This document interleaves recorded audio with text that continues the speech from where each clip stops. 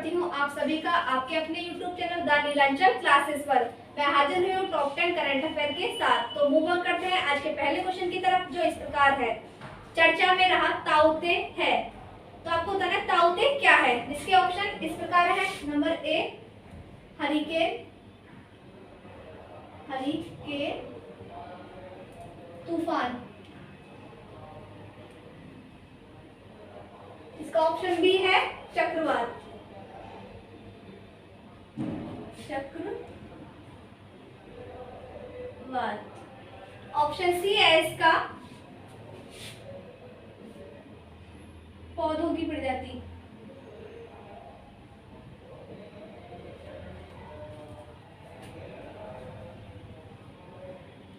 और option D हो जाएगा भूकंप रहित क्षेत्र।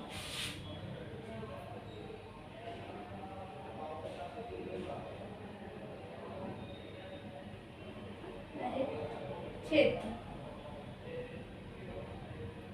आपको बताना है कि ताउते क्या है।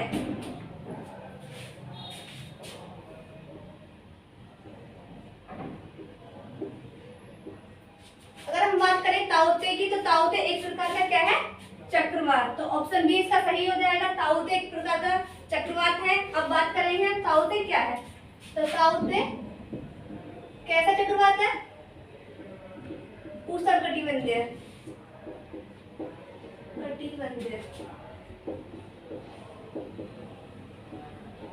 उष्णकटिबंधीय चक्रवात है। कहां से उत्पन्न हुआ है, तो उत्पन्न हुआ है अरब सागर से। उत्पन्न हुआ है अरब सागर।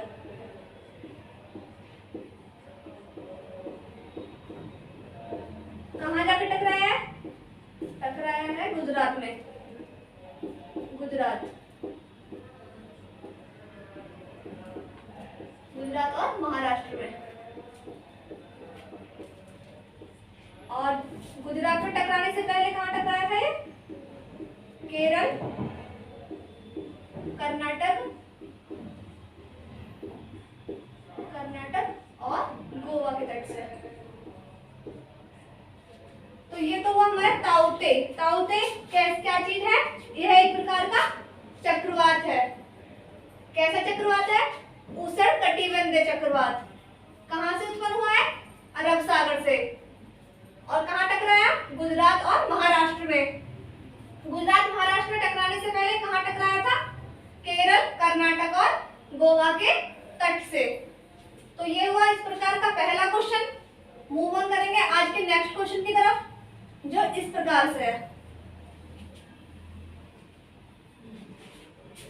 किस आयोग ने लिटिल अंडमान द्वीप के लिए लिटिल अंडमान द्वीप सतत विकास योजना जारी की है।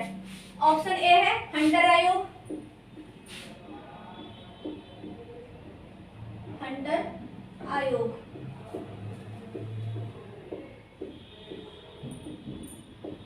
ऑप्शन बी हो जाएगा इसका नीति आयोग, नीति आयोग,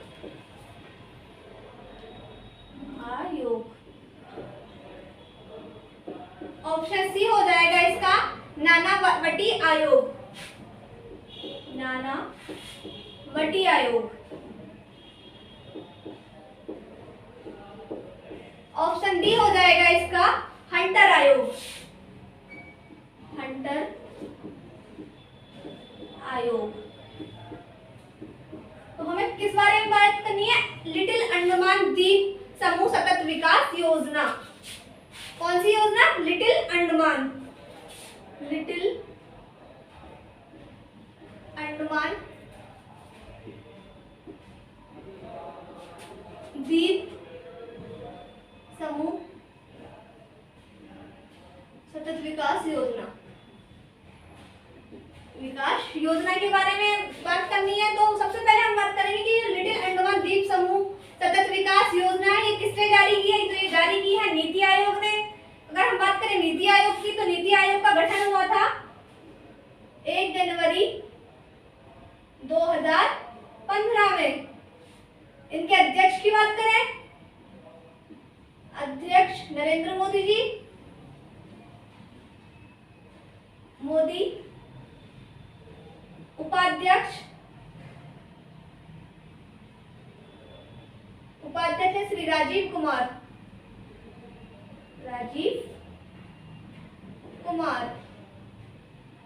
अब हम बात करेंगे लिटिल अंडमान के बारे में। तो ये कहाँ पर स्थित है? अवस्थित।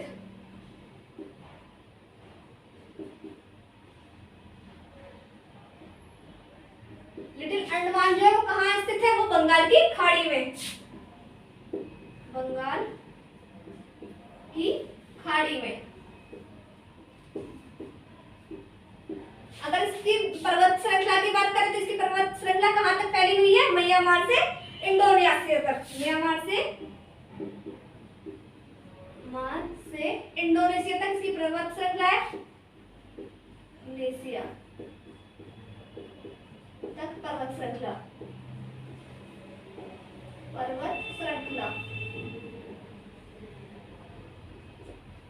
और साथ में ही बात करेंगे लिटिल अंडमान और निकोबार द्वीप समूह को कौन सा चैनल अलग करता है? तो वो है 10 डिग्री चैनल। 10 डिग्री चैनल किस किस के बीच में? अंडमान और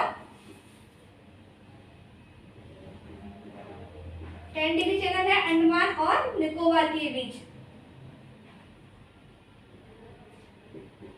अंडमान प्लस निकोबार के बीच कितना डिग्री चैनल है? 10 डिग्री चैनल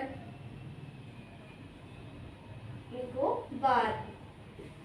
तो ये बात हुई लिटिल अंडमान द्वीप समूह जो स्थित है बंगाल की खाड़ी में। पर्वत श्रृंखला की बात करें तो म्यांमार से इंडोनेशिया तक पर्वत श्रृंखला फैली हुई है। 10 डिग्री चैनल अंडमान और निकोबार को अलग करते हैं।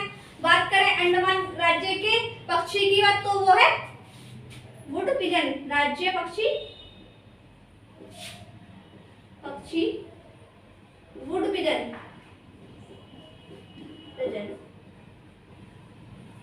इस क्वेश्चन में हमने देखा कि लिटिल अंडमान सतत विकास योजना किसने शुरू की है? तो वो शुरू की है नीति आयोग ने। साथ में हमने देखा कि नीति आयोग का गठन कब हुआ? तो वो हुआ है 1 जनवरी 2015 में। अध्यक्ष की बात करें तो नरेंद्र मोदी जी नीति आयोग के अध्यक्ष हैं। उपाध्यक्ष की बात करें तो श्री राजीव कुमार जी। और फिर उसके बाद हमने देखा लिटिल अंडमान की स्थिति। लिटिल अंडमान की स्थिति है वो है बंगाल की खाड़ी में अवस्थित है। और उसकी पर्वत श्रृंखला की हमने बात करी थी। पर्वत श्रृंखला म्यांमार से इंडोनेशिया तक फैली हुई है। और अंडमान और निकोबार द्वीप समूह के बीच कितने डिग्री चैनल है? तो वो है 10 डिग्री चैनल। राज्य पक्षी है वुड पिजन। तो ये वो आज का सेकंड क्वेश्चन। मूव ऑन करते हैं आज के थर्ड क्वेश्चन की तरफ जो इस प्रकार से है। भारत का 40वां सतत विकास भारत का 40वां विश्व धरोहर स्थल कौन सा है? तो क्वेश्चन क्या था? भारत का 40वां विश्व धरोहर स्थल। ऑप्शन है लोथल। ऑप्शन बी हो जाएगा धौलावीरा।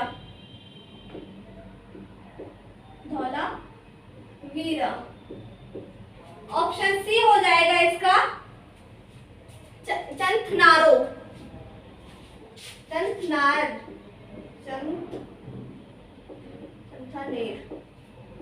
ऑप्शन सी होगा चंथानेर। ऑप्शन डी है इसका अहमदाबाद।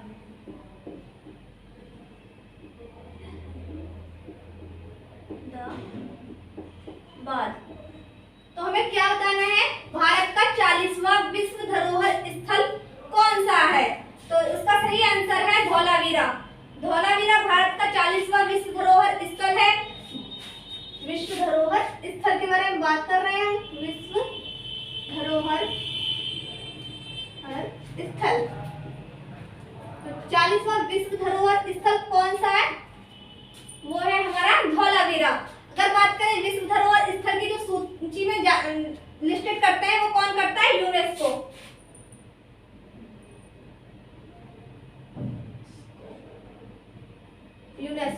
यूनेस्को विश्व धरोहर स्थल की सूची में जारी करता है।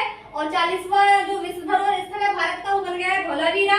बात करें धौलावीरा जो सिंधु घाटी सभ्यता से संबंधित है और सिंधु घाटी सभ्यता का पहले साइट है।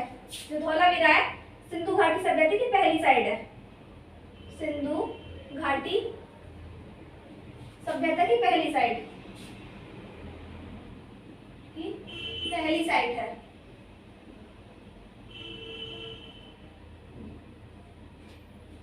अगर बात करें भारत के 40 विश्व धरोहर स्थल किस प्रकार से हैं? 40 विश्व धरोहर स्थल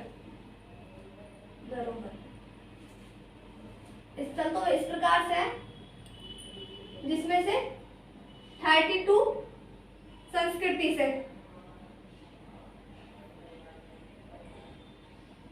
7 सभ्यता से, सॉरी प्राकृति से, 32 संस्कृति से और 7 है प्राकृति से, और एक विश्व धरोहर स्थल जो है वो है मिश्रित।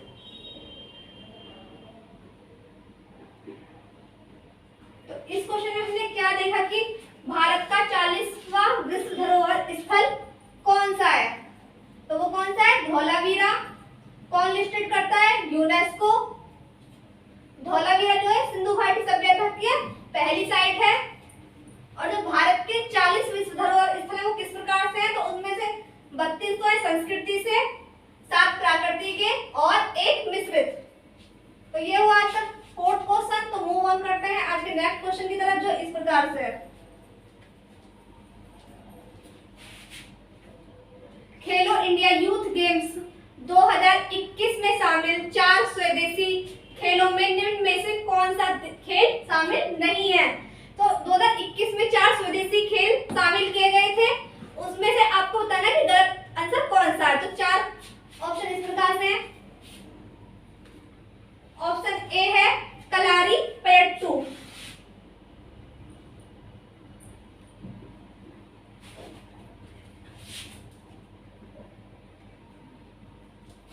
कलारी पयट्टू ऑप्शन ए है। ऑप्शन बी है थांग टा, थांग टा।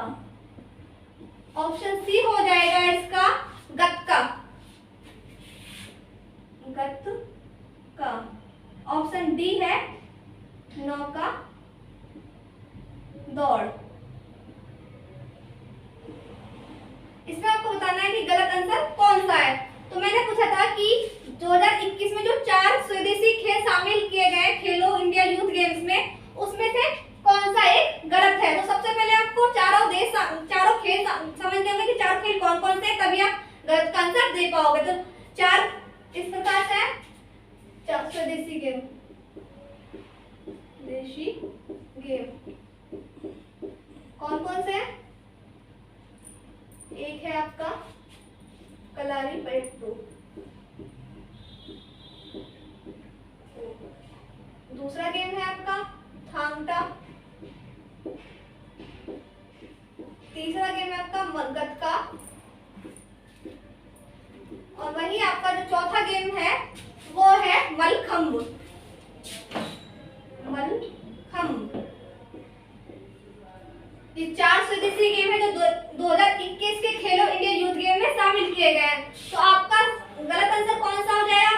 कलारी पयट्टू जो कि स्वदेशी गेम में शामिल है, थांग टा भी शामिल है, गत्का भी शामिल है। तो गलत कौन सा हुआ? नौका दौड़, जो कि स्वदेशी गेम में शामिल नहीं की गई है। अगर हम बात करें जो इनका यूथ गेम्स का, स्वदेशी यूथ गेम्स का आयोजन कहाँ हो रहा है? आयोजन स्वदेशी यूथ गेम का आयोजन हो रहा है हरियाणा में,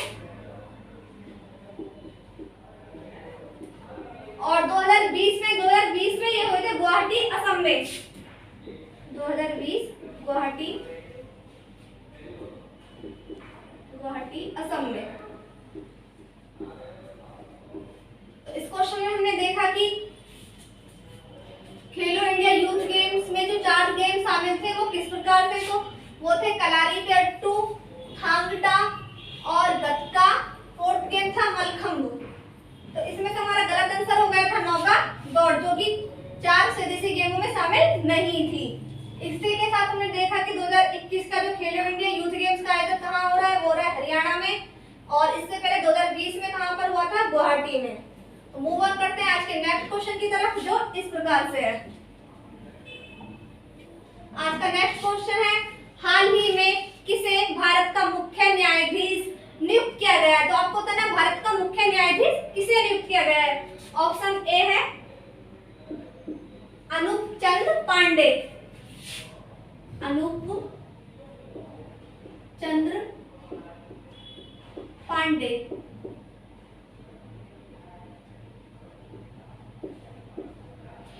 ऑप्शन ए हो गया अनूप चंद्र पांडे। ऑप्शन बी है N V Raman. N V Raman. Option C हो जाएगा इसका सुशील चंद्रा। सुशील चंद्रा। ऑप्शन डी हो जाएगा इसका सुबोध कुमार जायसवाल। सुबोध कुमार जायसवाल। तो आपको बताना है कि भारत के मुख्य न्यायाधीश किसे चुना गया है। मुख्य न्यायाधीश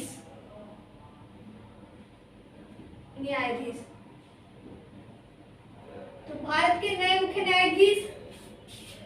न्यायाधीश कौन है? तो उसका सही आंसर हो जाएगा एन वी रमन।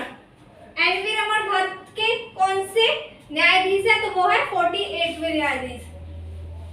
मुख्य 48वें न्यायाधीश। 48वें न्यायाधीश है। न्यायाधीश की नियुक्ति कौन करता है? तो नियुक्ति करते हैं राष्ट्रपति जी।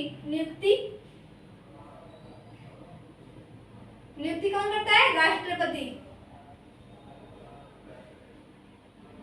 अगर बात करें कि संविधान के किस आर्टिकल में न्यायाधीश की नियुक्ति करने का अधिकार राष्ट्रपति को दे रखा है? तो आर्टिकल 124 का ए। आर्टिकल 124 का ए। आर्टिकल 124 का ए, जिसमें राष्ट्रपति को अधिकार है भारत के मुख्य न्यायाधीश की नियुक्ति करने का। अब हम बात करते हैं जो अनुपम चंद्र पांडे। अनुपम चंद्र पांडे कौन है? ये है चुनाव आयुक्त। चुनाव आयुक्त।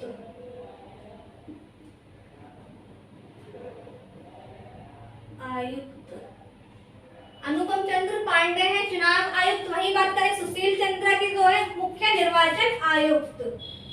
मुख्य निर्वाचन आयुक्त।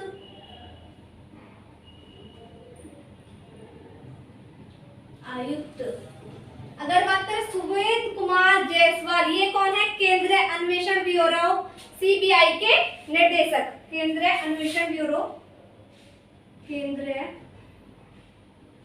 अन्वेषण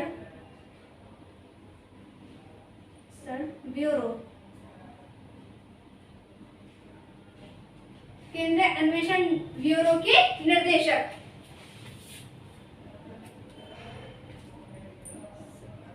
इस प्रकार से चारों विकल्प आपने देख लिए कि सबसे पहले हमने बात करी थी कि मुख्य न्यायाधीश कौन है? वो है एन वी रमन। कौन से नंबर के न्यायाधीश है ये? 48वें। नियुक्ति कौन करता है? राष्ट्रपति।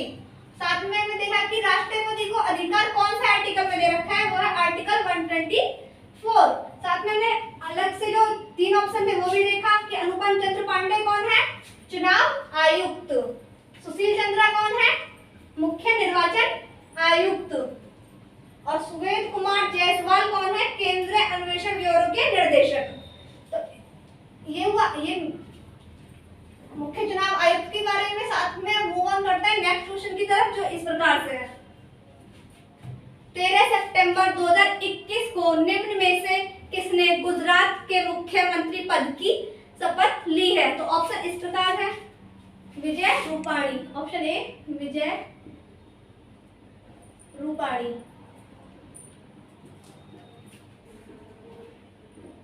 ऑप्शन सी हो जाएगा इसका Bhupendra Patel. Option B Bhupendra Patel.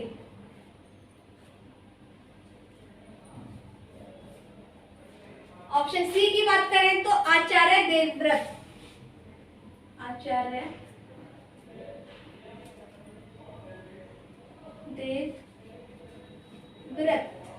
Option D की बात करें तो ऑप्शन डी है आपका लक्ष्मीदास भट्ट। लक्ष्मीदास भट्ट। तो आपको बताना है कि 13 सितंबर 2021 को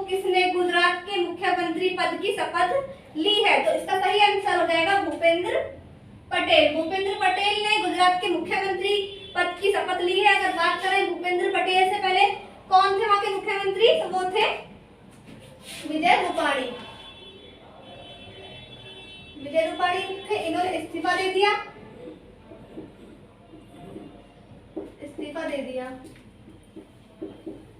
उनके स्थान पर कौन हो गए? भूपेंद्र पटेल। अगर भूपेंद्र पटेल की बात करें तो कौन से नंबर के हैं? तो ये है 17वें नंबर के, नंबर 17वें नंबर के हैं। और इनकी सीट की बात करें तो ये है ठाठ लोधिया, ठाठ लोधिया सीट से।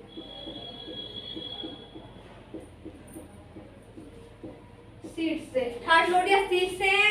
और शपथ कौन दिलाता है? तो शपथ दिलाता है राज्यपाल। मुख्यमंत्री पद की शपथ कौन दिलाता है? राज्यपाल। तो राज्यपाल की बात करें तो राज्यपाल कौन है? आचार्य देवव्रत।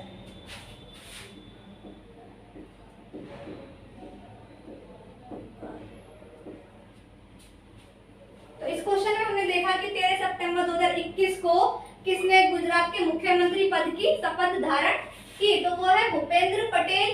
किसके स्थान पर? तो विजय रूपाणी के स्थान पर। विजय रूपाणी ने इस्तीफा दे दिया, उसके बाद भूपेंद्र पटेल मुख्यमंत्री पद पे धारण किया। कौन से नंबर के थे? 17वें नंबर से। सीट कौन सी थी? ठाठ लोधिया सीट से थे।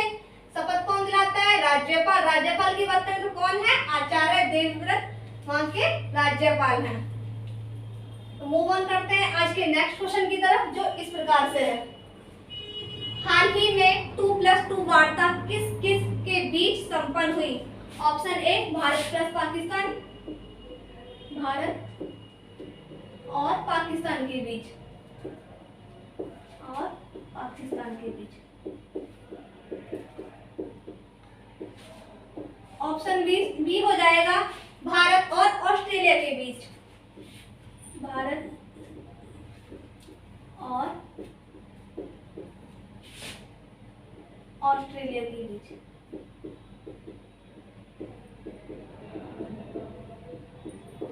भारत और ऑस्ट्रेलिया के बीच। ऑप्शन सी की बात करें तो भारत और अमेरिका अफ्रीका के बीच, भारत और अफ्रीका के बीच। ऑप्शन डी है भारत और चीन के बीच, और चीन के बीच। तो आपको बताना है कि 2+2 वार्ता किस किस के बीच संपन्न हुई? तो वो हुई है भारत और ऑस्ट्रेलिया के बीच। किसके बीच संपन्न हुई? भारत और ऑस्ट्रेलिया के बीच। होस्ट कौन कर रहा है इसको? नई दिल्ली, नई दिल्ली होस्ट कर रही है।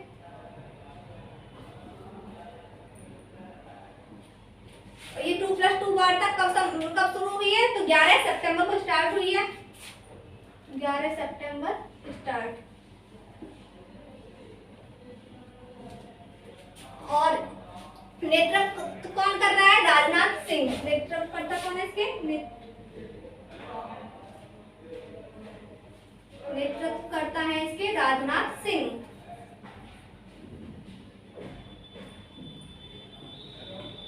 राजनाथ सिंह की बात करें तो ये कौन है? राजनाथ सिंह है रक्षा मंत्री, रक्षा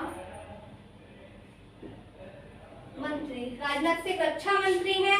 मुद्दा क्या है इसका? अफगान संकट, साइबर सुरक्षा। 2+2 वार्ता जो हो रही है ये किस मुद्दे से संबंधित है? मुद्दा अफगान संकट,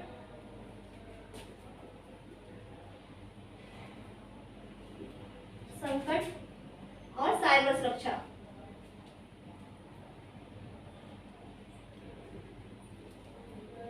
तो हमने बात कर ली किस पे? 2+2 वार्ता के पर। किसमें किन किन देशों के बीच हुई है? संपन्न हुई है भारत और ऑस्ट्रेलिया के बीच। होस्ट कौन कर रहा है इसको? नई दिल्ली। स्टार्ट कब हुई? 11 सितंबर से। नेतृत्वकर्ता कौन है? राजनाथ सिंह। राजनाथ सिंह कौन है? रक्षा मंत्री। और 2+2 वार्ता का जो मुद्दे हैं वो है अफगान संकट और साइबर सुरक्षा। तो ये कंप्लीट हुआ हमारा 2+2 वार्ता। मूव ऑन करेंगे हम आज के नेक्स्ट क्वेश्चन की तरफ, जो इस प्रकार से है।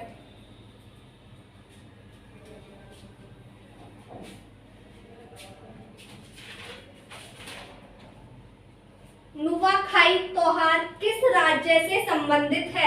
तो आपको बताना है नुआखाई त्योहार किस राज्य से संबंधित है। ऑप्शन ए है असम, असम। ऑप्शन बी हो जाएगा उड़ीसा,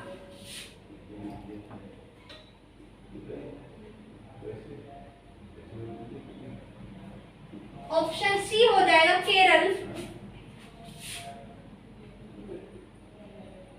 ऑप्शन डी हो जाएगा उत्तर प्रदेश।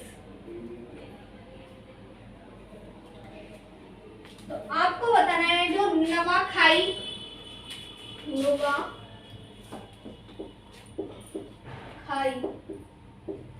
त्योहार किस राज्य से संबंधित है। तो नुआखाई त्योहार का संबंध है उड़ीसा से। ये कब बनाया जाता है? जब नया खाना या फिर नया खाना उत्पन्न होता है तो उसको सबसे पहले ही उड़ीसा के लोग अपनी मातृ देवी को समर्पित करते हैं। तो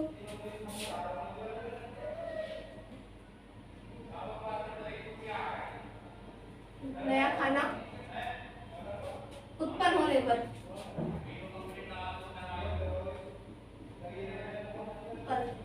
किसको समर्पित करते हैं? मातृ देवी को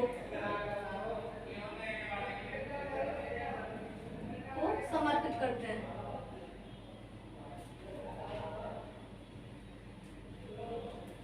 मातृ देवी को समर्पित करते हैं। मातृ देवी कौन है इनकी? तो समलेश्वर।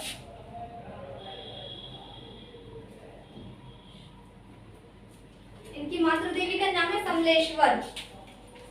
तो ये उत्सव कैसा है? कृषि उत्सव हुआ, कृषि उत्सव। तो हमने क्या क्या देखा कि नुआखाई त्योहार जो है उड़ीसा से संबंधित है। कैसा उत्सव है? ये कृषि उत्सव है। क्या करा जाता है इसमें? जो नया खाना जैसे कि इनकी जो फसल है वो उत्पन्न होती है तो सबसे पहले उसको मातृ देवी को समर्पित करते हैं और इनकी मातृ देवी का नाम है समलेश्वर। तो ये हुआ नुआखाई त्योहार। मूव ऑन करते हैं आज के नेक्स्ट क्वेश्चन की तरफ जो इस प्रकार से है। 11 सितंबर को कौन सा दिवस मनाया जाता है? तो इसके ऑप्शन इस प्रकार है। यूनिवर्सल पक्षी दिवस,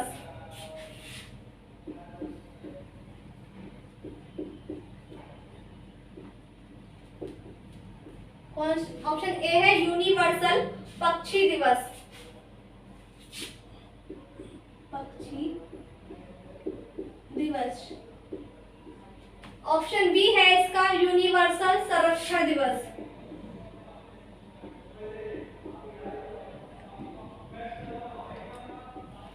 संरक्षण दिवस। ऑप्शन डी है सी है इसका यूनिवर्सल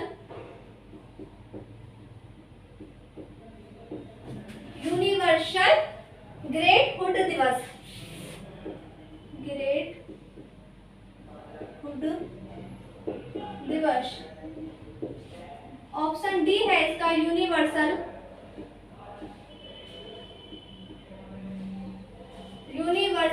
ब्रदरहुड दिवस,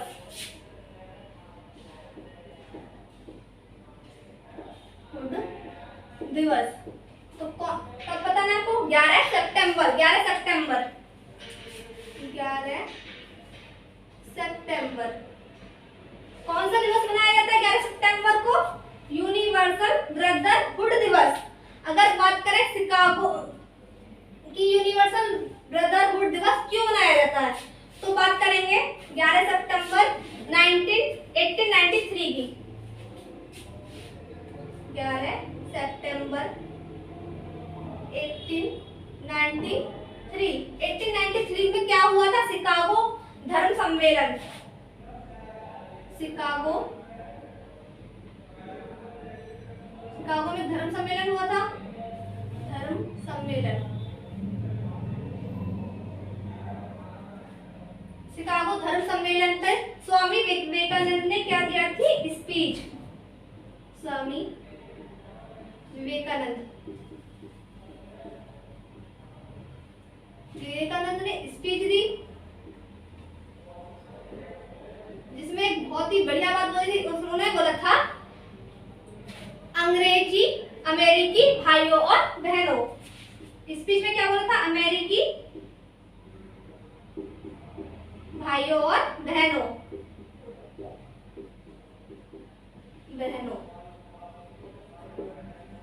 सिर्फ इसी वर्ड शब्द के ऊपर अमेरिकी भाइयों और बहनों को बोलने पर स्वामी विवेकानंद को 2 मिनट के लिए स्टैंडिंग ओवेशन,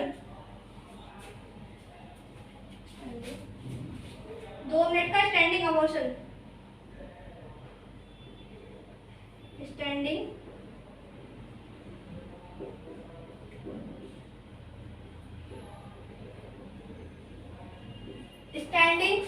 ओवेशन अवार्ड मिला था।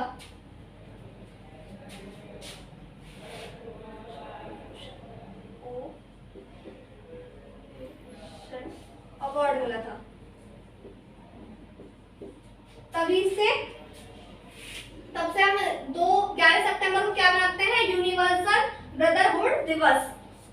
तो हमने क्या देखा कि 11 सितंबर को कौन सा दिवस मनाया जाता है? तो कौन सा दिवस है ये? यूनिवर्सल ब्रदरहुड दिवस। क्यों मनाया जाता है? तो हम बात करेंगे इसमें 11 सितंबर 1893 की। 1893 में क्या हुआ था? तो 1893 में एक सम्मेलन हुआ था। कहाँ पर? शिकागो में। शिकागो में कौन सा धर्म सम्मेलन हुआ था? धर्म सम्मेलन। इस धर्म सम्मेलन में क्या हुआ था? स्वामी विवेकानंद ने एक स्पीच दी थी। स्पीच में एक बहुत अच्छा शब्द बोला था, जिसमें जो था अमेरिकी भाइयों और बहनों। इसी शब्द के ऊपर में 2 मिनट की स्टैंडिंग ओवेशन अवार्ड मिला था। तभी से हम 11 सितंबर को क्या मनाते हैं? तो वो है यूनिवर्सल ब्रदरहुड दिवस। तो मूव ऑन करते हैं आज के लास्ट क्वेश्चन की तरफ, जो इस प्रकार है। चर्चा में रहा इडा क्या है? ऑप्शन ए अंतरिक्ष उपग्रह, अंतरिक्ष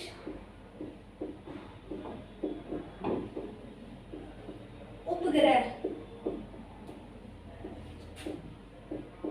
ऑप्शन बी है इसका कोरोना वैक्सीन,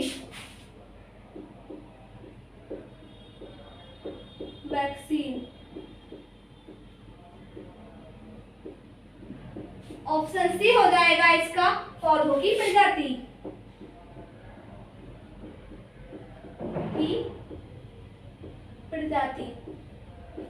ऑप्शन डी हो जाए इसका हरिकेन तूफान,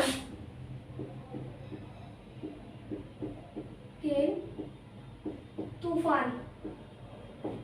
तो बताना है क्या है हमको? इडा,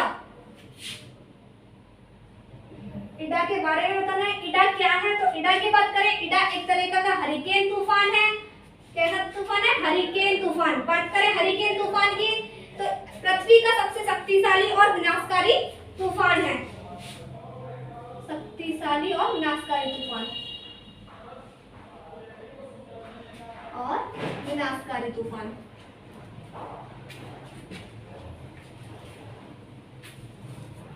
शक्तिशाली और विनाशकारी तूफान है। बात करें उत्पत्ति की, तो उत्पत्ति हुई है इसकी मैक्सिको की खाड़ी से।